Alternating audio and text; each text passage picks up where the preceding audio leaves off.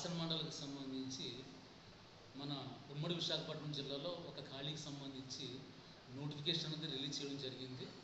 అయితే ఈ ఎన్నిక ప్రక్రియ ముగిసి మన సెప్టెంబర్ 6 వరకు కూడా ఈ మోడల్ కోడ్ అన్నది అమల్లో ఉంది. కాబట్టి మనము డివిజన్లో ఉన్న పంచాయతీరాజ్ సిబ్బంది మొత్తానికి జిల్లా కలెక్టర్ గారి ఆదేశాల ప్రకారం ఈ మోడల్ కోడ్ అన్నది కట్టుదిట్టంగా అమలు చేయాలని strict enforcement of model code మీద ఆదేశాలు ఇవ్వడం జరిగింది.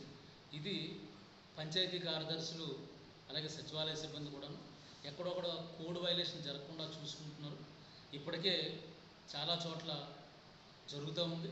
ఇంకా ఒకటి ఏదైనా ఇష్యూస్ మా దృష్టికి వస్తే మనము ఇమీడియట్గా అది క్లియర్ చేయడం జరుగుతుంది.